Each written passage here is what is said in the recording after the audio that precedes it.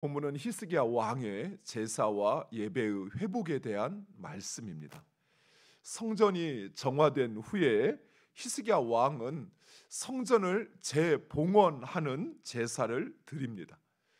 즉 그동안 성전이 있었지만 성전은 회파되고 그곳에서 제사는 드려지지 않았던 것입니다. 그래서 히스기야 왕은 그 성전이 다시 문을 열고 그리고 제 역할을 하게 되었음을 선포하는 제사를 드렸던 것입니다. 그런데 오늘 본문 우리가 읽은 20절에 히스기야 왕이 일찍이 일어나 제단의 제물을 드렸다라고 합니다. 여기서 일찍이라는 말은 단지 시간이 이르다라는 의미가 아닙니다. 일찍이라는 말은 가장 우선적으로 가장 중요하게 그리고 전심으로 순종하였다라는 의미입니다. 마치 아브라함이 하나님으로부터 이삭을 바치라는 말씀을 받자마자 아침 일찍이 일어나 이삭과 그 제단에 쓰일 모든 것을 준비하여 나섰던 것처럼 히스기야는 가장 우선적으로 하나님을 예배하고 제사하는 것을 가장 중요하게 생각하였습니다. 사랑하는 성도 여러분, 이처럼 우리의 삶에 있어서 예배는 가장 우선되어야 합니다. 왜냐하면 하나님과 우리의 관계가 모든 관계의 기본이며 모든 일의 기본이기 때문입니다. 예배는 올바른 믿음과 순종의 삶을 위한 전제이며 그리고 그것이 그 모든 것을 가능케 하는 근원이 되는 것입니다. 오늘날 교회에서 성도들이 여러 가지의 교회의 사역들을 하다 보니까 예배보다 사역이 우선되어져 버려요. 예배보다 봉사가 우선되어져 버려요. 왜 봉사하는지, 왜 사역하는지라고 하는 것을 잊고 있는 거예요. 하나님과 나와의 관계가 온전하지 않으면 아무리 많은 일을 내가 한다고 할지라도 그것은 결코 하나님이 받으시는 것이 아니라는 것입니다. 물론 나는 예배만 드릴 거야, 다른 건 나는 몰라, 이걸 말하는 것이 아니에요. 우리가 주님 앞에서 주님을 위하여 행하는 모든 일, 주님의 은혜에 감사해서 행하는 그 모든 봉사, 그것보다 하나님이 원하시는 것은 진정 하나님을 예배하는 것입니다. 왜냐하면 예배는 하나님이 내 삶의 주인이시라는 거, 이 모든 일, 내가 하는 모든 것의 주관자는 하나님이심을 인정하는 것이 바로 예배입니다. 그래서 주님의 일을 하려거든 먼저 예배부터 드려야 돼요. 봉사를 하려거든 먼저 기도가 우선이에요. 근데 이게 잘 안 지켜져요. 예배 드리는 거, 기도하는 거, 그것 좀 뭐 예배 못 드려? 그거 기도 못 해? 근데 그게 아니에요. 예배와 기도는 하나님과의 나와의 관계가 바로 서면 자연스럽게 나오는 거예요. 즉 무슨 말이냐면 하나님과의 나와의 관계가 바로 서지 않으면 예배가 어려워져요. 기도하는 게 힘들어져요. 그것의 중요성을, 그것이 왜 우선돼야 하는지를 알지 못하기 때문에 그래요.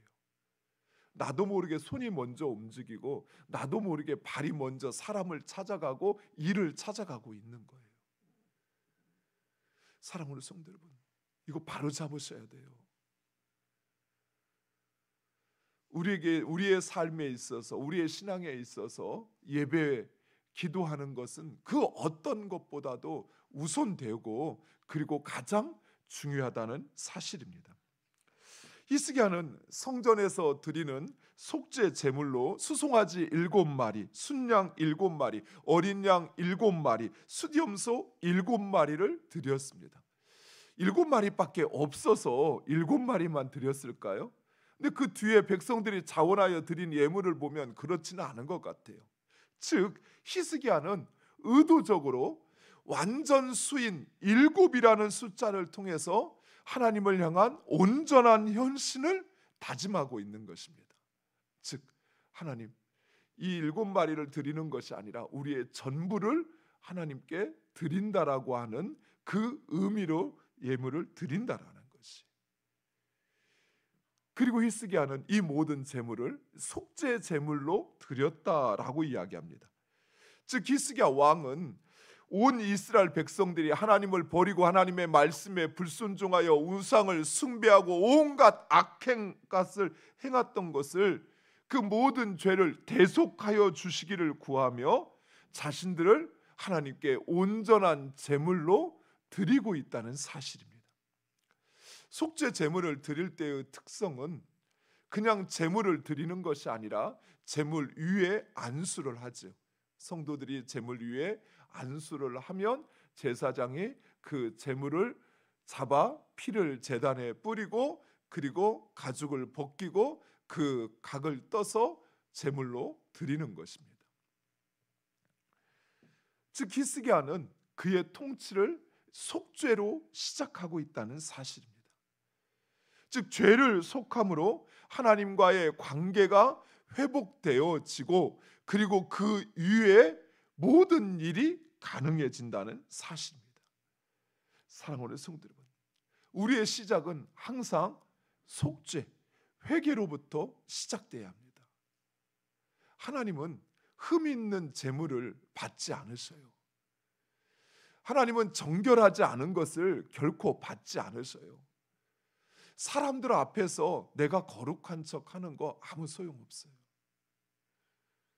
중요한 것은 내가 지금 하나님 앞에 내 안에 숨겨진, 심지어 나도 모르는 그 모든 죄악 속에서 성령의 인도하심을 따라 내 죄를 하나님 앞에 회개하고 그리고 하나님 앞에 서 있느냐라고 하는 것이. 내가 정결하지 않으면 결코 하나님의 은혜가 나에게 제대로 주어질 수가 없습니다. 반대로 내가 아무리 큰 죄, 세상 사람들은 용납하지 못하는 죄를 범했다 할지라도 그러나 하나님 앞에 회개하면 하나님 그런 나를 받아주셔요.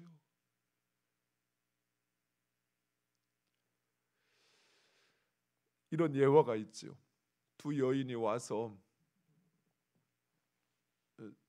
그 수도사의 원장을 찾아왔는데 한 사람은 나는 회개할 것이 너무 많다고 이야기하고 한 사람은 나는 그렇게 내가 회개할 만한 죄를 지은 것이 없다라고 이야기를 합니다.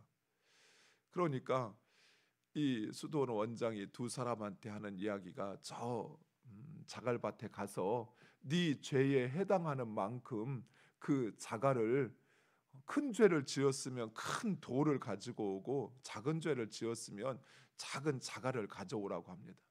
두 사람이 가서 그 자갈밭에서 자기 죄에 해당하는 돌들을 들고 옵니다. 죄가 너무 많다고 회개하며 눈물 지었던 사람은 아주 큰 돌을 들고 오지요. 하지만 자기는 그렇게 큰 죄를 지은 것이 없다고 생각하는 사람은 자잘한 돌을 주워오게 됩니다. 그래서 돌을 주워왔더니 이번에는 그 원장이 하는 말이 이 돌을 원래 있던 곳으로 가져다 놓으라고 해요. 그러자 큰 죄를 지어서 큰 돌을 가지고 온 사람은 자기가 그 돌을 어디서 가져온지 알죠. 큰 돌은 난자리가 분명하니까. 그래서 그곳에 갖다 놓습니다. 하지만 자기는 작은 죄를 지었다고 한 이 여인은 그 자기가 주워온 자갈의 위치가 어디인지 몰라서 그것을 가져다 놓지를 못해요. 이 이야기의 의미는 무엇이냐면 우리가 죄가 없다라고 자신은 생각하지만 그러나 정작 그 죄로 인해서 내가 그 모든 서 있어야 할 내 자리를 다 잊어버렸다는 사실이에요. 작고 작은 죄, 거짓말하고 사람을 속이고 내 이익을 위해서 때로는 내 편의대로 행하고 내 욕심대로 감정대로 행했던 그 모든 죄악들은 오히려 회개하지 못하게 된다는 거예요. 너무 그것을 간과해 버려서. 사랑하는 성도 여러분, 우리 하나님에게 큰 죄, 작은 죄는 없습니다. 우리가 바라볼 때 저 사람은 큰 죄를 지었고 나는 그래도 뭐 쓸만해, 이 정도는 이렇게 생각할 뿐이지 우리 하나님에게는 그렇지 않아요. 그래서 우리에게 무엇보다도 필요한 것은 내 죄를 온전히 회개하는 것입니다. 그래야만 하나님께 쓰임을 받을 수 있어요. 하나님의 은혜를 받고자 원한다면 내 안에 남아있는 해결받지 못한 그 작은 죄, 사소한 죄 할지라도 그것을 온전히 회개하여 사함을 받아야만, 그래야만 하나님 앞에 나아갈 수 있다는 사실입니다. 제사장들이 이런 속죄 제사를 드릴 동안 레위 사람들은 재금과 비파와 수금을 들고 악기를 연주합니다. 그리고 백성들은 그 악기 연주에 맞추어서 하나님을 경배하며 찬양했습니다. 그리고 제사를 마친 후에는 모든 사람들이 엎드려 하나님을 경배하였다라고 이야기합니다. 모든 사람들이 엎드려 경배하였으면 히스기야 왕은 어찌하였을까요? 히스기야 왕도 엎드려 하나님을 경배했습니다. 왕이었던 히스기야가 하나님 앞에 엎드려 절을 한다는 것은 이스라엘의 왕은 자신이 아니라 하나님이라는 사실, 히스기야 왕은 바로 그 사실을 고백하고 있는 것입니다. 마치 언약궤를 다윗성으로 모셔드리며 그 언약궤 앞에서 춤을 추며 하나님을 맞이했던 것처럼, 나는 다만 하나님의 종이요 하나님은 나의 왕이시라는 사실을 히스기야도 다윗도 그렇게 인정하며 고백했던 것입니다. 사랑하는 성도 여러분, 우리에게도 그게 필요해요. 하나님 앞에 우리가 진정 하나님을 섬기고 또 그 하나님을 따른다 고백하지만 정작 하나님을 나의 삶의 주인으로 모시지 않으면 내가 주인이 돼요. 내 생각, 내 판단, 내 욕망, 내 경험, 그것을 따라서 하려고 해요. 그것을 내려놓지 않으면, 그리고 그 중심에 하나님을 모시지 않으면 결코 하나님은 내 삶을 주장하지 않으신다는 것입니다. 내 중심을 하나님께 내어드리면, 그러면 하나님께서 하십니다. 여러분의 삶의 주인이 하나님이심을 여러분이 인정한다면 하나님은 여러분의 삶을 다스리실 거예요. 하지만 여러분이 여전히 주인 되어서 이것만은 못 놓습니다, 이것만 포기 못합니다, 이거는 내가 붙잡고 있어야겠습니다 하는 때 하나님은 여러분의 삶에 능력이 없어서가 아니라 여러분이 그분의 합당한 자리에 모시지 않기에 일하시지 않는다는 것입니다. 사랑하는 성도 여러분, 여러분의 삶의 중심에 하나님을 모시기 바랍니다. 히스기야는 모든 속죄 제사가 마친 후에 백성들로 하여금 감사 제물을 드리게 합니다. 그러나 히스기야는 강제로 하지 않고 자원하여 제물을 드리게 하였습니다. 그런데 백성들이 드린 제물이 너무 많아서 제사장만으로는 그 제물을 다 드릴 수 없어 가죽 벗기는 일을 레위인들로 하여금 하게 하였다라고 이야기합니다.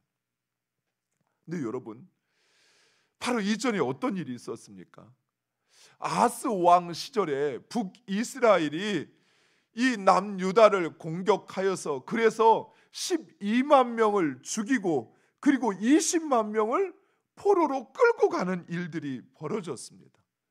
당연히 그들의 모든 것은 다 이스라엘과 아랍과 예돔에게 다 빼앗겼을 것입니다.